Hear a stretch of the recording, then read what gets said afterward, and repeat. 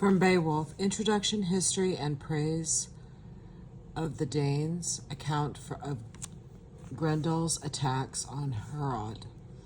So the Spear Danes in days gone by, and the kings who ruled them had courage and greatness.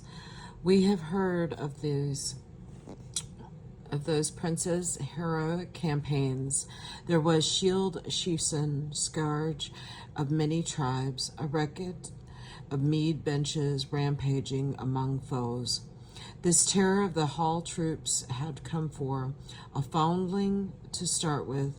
He would flourish later on. As his powers waxed and his worth was proved, in the end, each clan on the outlying coast beyond the Whale Road had to yield to him and begin to pay tribute.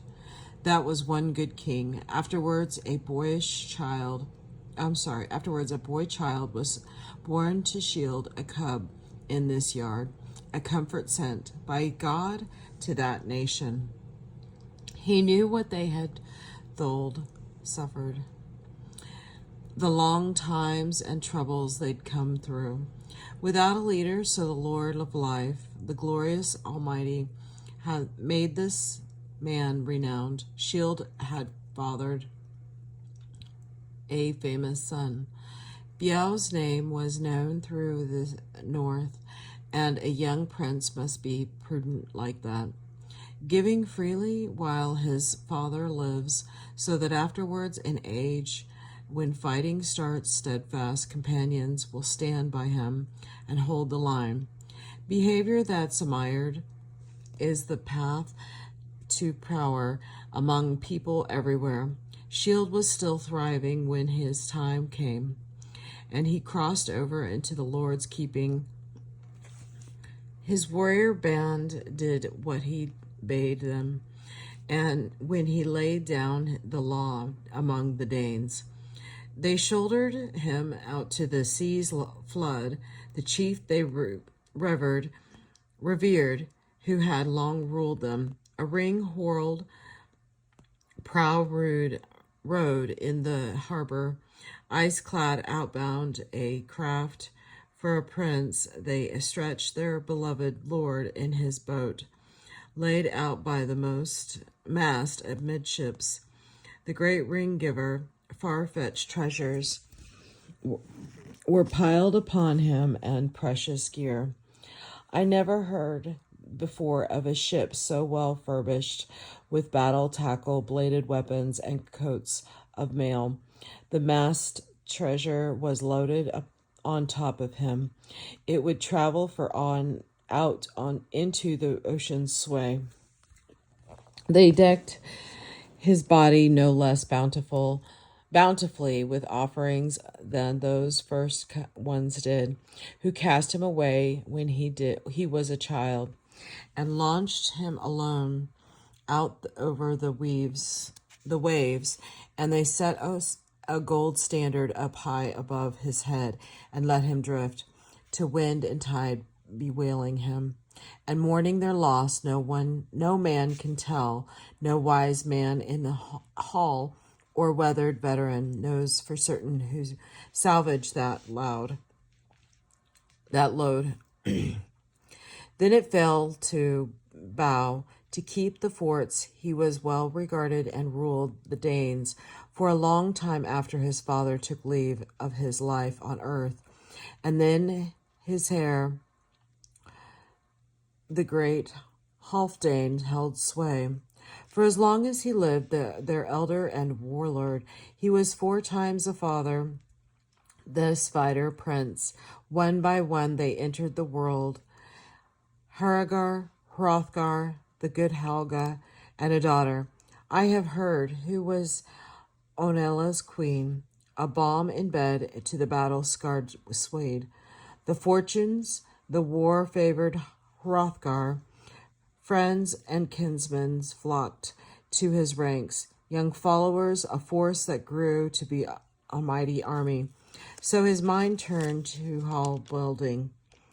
He handed down orders for men to work on a great mead hall, meant to be a wonder of the world forever. It would be this his throne room, and there would be dispense his God-given goods to young and old, but not the common land or people's lives. Far and wide through the world I have heard orders for work to adorn to Walstead were sent to many peoples, and soon it stood there, finished and ready, in full view. The Hall of Halls, Herriot, was the name he had settled on it, whose utterance was law, nor did he renege, but doled out rings and torques at the table. The hall towered its gables wide and high, and awaiting a barbarous burning that doom abided. But in time it would come the killer instinct, unleashed among in-laws, the bloodlust rampant, then a powerful demon, a prowler through the dark, nursed a hard grievance. It harrowed him to hear the din of the loud banquet. Every day in the hall, the harp being struck, and the clear song of a skilled poet telling with mastery of man's beginnings, how the Almighty had made the earth a gleaming plain girdled with waters. In his splendor he set the sun and the moon to be earth's lamplight, lanterns for men, and filled the broad lap of the world with branches and leaves and quickened life in every other thing that moved. So times were pleasant for the people there until finally one, a fiend out of hell, began to work his evil in the world. Grendel was the name of this grim demon, haunting the marches, marauding round the heath and desolate fens. He had dwelt for a time in misery among the banished monsters. Cain's clan, whom the Creator had outlawed and condemned as outcasts for the killing of Abel, the eternal Lord had exacted a price. Cain got no good from committing the murder, because the Almighty made him anathema. And out of the curse of his exile, there sprang ogres and elves and evil phantoms, and the giants too, who strove with God time and again until he gave them their reward. So after nightfall, Grendel set out for the lofty house to see how the ring Danes were settling into it after their drink. And there he came upon them, a company of the best asleep from their feasting, insensible to pain and human sorrow. Suddenly then the God-cursed brute was creating havoc. Greedy and grim, he grabbed 30 men from their resting places and rushed to his lair, flushed up and inflamed from the raid, blundering back with the butchered corpses. Then, as dawn brightened and the day broke, Grendel's powers of destruction were plain. Their wassail was over. They wept to heaven and mourned under mourning. Their mighty prince, their storied leader, sat stricken and helpless, humiliated by the loss of his guard. Bewildered and stunned, staring aghast at the demon's trail in deep distress, he was numb with grief, but got no respite. For one night later, merciless Grendel struck again with more gruesome murders. Malignant by nature, he never showed remorse. It was easy then to meet with a man shifting himself to a safer distance, to bed in the bothies, for who could be blind to the evidence of his eyes, the obviousness of the hell watchers' hate? Whoever escaped kept a weather eye open and moved away. So Grendel ruled in defiance of right, one against all, until the greatest house in the world stood empty, a deserted Walstead.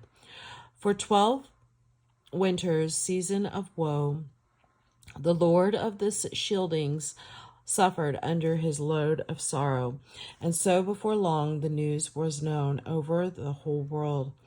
Sad lays were sung about the beset king, the vicious raids and ravages of Grendel, his long and unrelenting feud, nothing but war, how he would never parley or make peace with any dame, nor stop his death dealing, nor pay the death price, nor no counselor could ever expect fair reputation from these rabid hands.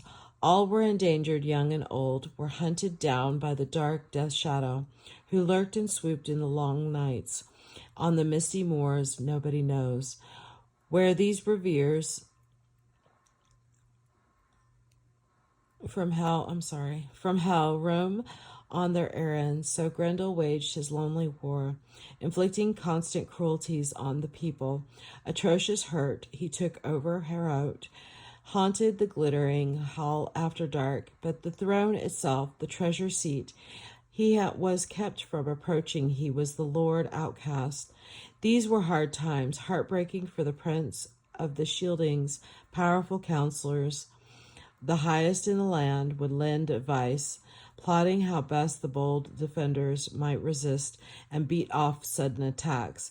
Sometimes at pagan shrines, they vowed offerings to idols, swore oaths that the killer of souls might come to their aid and save the people. That was their way. Their heathenish hope deep in their hearts, they remembered Hel, the mighty judge of good deeds and bad, the Lord God, head of the heavens and high king of the world, was known to them. O cursed is he who in time of trouble has to thrust his soul in the fire's embrace, forfeiting help. He has nowhere to turn, but blessed is he who after death can approach the Lord and find friendship in the Father's embrace. So that troubled time continued, woe that never stopped, steady affliction for Halfdane's son. Too hard an ordeal, there was panic after dark, people endured raids in the nights, riven by the terror. The fight with Grendel. Then out of the night came the shadow stalkers, stealthy and swift. The hall guards were slack, asleep at their posts. All except one. It was widely understood that as long as God disallowed it, the fiend could not bear them to his shadow born. One man, however, was in fighting mood, awake and on edge, spoiling for action. In off the moors, down through the mist hands, God-cursed Grendel came greedily eloping. The bane of the race of men roamed forth, hunting for a prey in the high hall. Under the cloud murk he moved toward it, until it shone above him a sheer keep of fortified gold. Nor was that the first time. He had scouted the grounds of Hrothgar's dwelling, although never in his life before or since did he find harder fortune or hall defenders spurned and joyless. He journeyed on ahead and arrived at the bomb. The iron braced door turned on its hinge when his hands touched it. Then his rage boiled over. He ripped open the mouth of the building, maddening for blood, pacing the length of the patterned floor with his loathsome tread, while a baleful light, flame more than light, flared from his eyes. He saw many men in the mansion sleeping, a ranked company of kinsmen and warriors quartered together, and his glee was demonic. Picturing the mayhem before morning, he would rip the life from limb and devour them, feed on their flesh, but his fate that night was due to change. His days of ravening had come to an end. Mighty and canny, Hygelac's kinsman was keenly watching for the first move the monster would make, nor did the creature keep him waiting, but struck suddenly and started in. He grabbed and mauled a man on his bench, bit into his bone lappings, bolted down his blood, and gorged him in lumps, leaving the body utterly lifeless, eaten up. Hand and foot venturing closer, his talon was raised to attack Beowulf. Where he lay on the bed, he was bearing in with open claws when the alert heroes come back and armlock forestalled him utterly. The captain of evil discovered himself in a hand grip harder than anything he had ever encountered in any man on the face of the earth.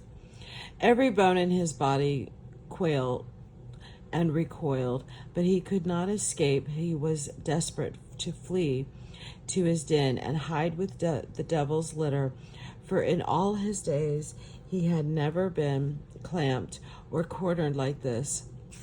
Then Hygelac, trusty retainer, recalled his bedtime speech, sprang to his feet, and got a firm hold. Fingers were bursting, the monsters backtracking.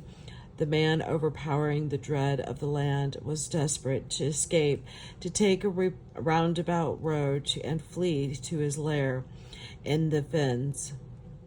The latching power in his fingers weakened. It was the worst trip the terrormonger had taken to Herriot, and now the timbers trembled and sang, a hall session that harrowed every Dane inside the stockade, stumbling in fury. The two contenders crashed through the building. The hall clattered and hammered, but somehow survived the onslaught and kept standing. It was handsomely structured, a sturdy frame, braced with the best of the blacksmith's work, inside and out. The story goes that as the pair struggled, mead benches were smashed and sprung off the floor, gold fittings and all. Before then, no shielding elder would believe there was any power or person upon earth capable of wrecking their horn-rigged hall unless the burning embrace of a fire engulf it in flames. Then an extraordinary wail arose, and bewildering fear came over the Danes. Everyone felt it who heard that cry as it echoed off the wall, a god-cursed scream and strain of catastrophe, the howl of the loser, the lament of the bell-serf. Keening his wound, he was overwhelmed, manacled tight by the man who, of all men, were foremost and strongest in the days of this life. But the Earl Troop's leader was not inclined to allow his caller to depart alive. He did not consider that life of much account to anyone anywhere. Time and again, Beowulf's warriors worked to defend their lord's life, laying about them as best they could with their ancestral blades. Stalwart in action, they kept striking out on every side, seeking to cut straight to the soul. When they joined the struggle, there was something they could not have known at the time, that no blade on earth, no blacksmith's art, could ever damage their demon opponent. He had conjured the harm from the cutting edge of every weapon, but his going away out of this world and the days of his life would be agony to him, and his alien spirit would travel far into fiends keeping. Then he who had harrowed the hearts of men with pain and affliction in former times, and had given offense also to God, found that his bodily powers failed him. Hygelac's kinsmen kept him helplessly not locked in a hand grip. As long as either lived, he was hateful to the other. The monster's whole body was in pain. A tremendous wound appeared on his shoulder. Sinews split, and the bone lapping burst. Beowulf was granted the glory of winning. Grendel was driven under the fen banks, fatally hurt to his desolate lair. His days were numbered. The end of his life was coming over him. He knew it for certain, and one bloody clash had fulfilled the dearest wishes of the the Danes, the man who had lately landed among them, proud and sure he had purged the hall, kept it from harm. He was happy with his night work and the courage he had shown. The great captain had boldly fulfilled his boast to the dunes. He had healed and relieved a huge distress, unremitting humiliations, the hard fate they'd been forced to undergo. No small affliction, clear proof of this, could be seen in the hand the hero displayed high up near the roof, the whole of Grendel's shoulder and arm, his awesome grasp. The last survivor's speech, death had come and taken them all in times gone by, and the only one left to tell their tale, the last of their line, could look forward to nothing but the same fate for himself. He foresaw that his joy in the treasure would be brief. A newly constructed barrow stood waiting on a wide headland close to the waves, its entryway secured into the keeper of the hoard had carried all the goods and golden ware. Worth preserving, his words were few. Now earth hold what earls once held, and heroes can no more. It was mine from you first by honorable men. My own people have been ruined in a war. One by one, they went down to death, looked their last on sweet life in the hall. I am left with nobody to bear a sword or to burnish plated goblets. Put a sheen on the cup. The companies have departed. The hard helmet hasped with gold will be stripped of its hoops, and the helmet shiner who should polish the metal of the war mask sleeps.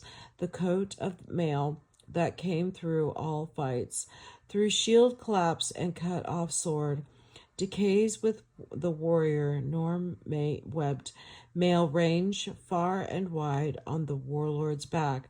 Beside his mustered troops, no trembling harp, no turned timber, no tumbling hawk swerving through the hall, no swift horse pawing the courtyard. Pillage and slaughter have emptied the earth of entire peoples, and so he mourned as he moved about the world, deserted and alone, lamenting his unhappiness day and night until death's flood brimmed up in his heart.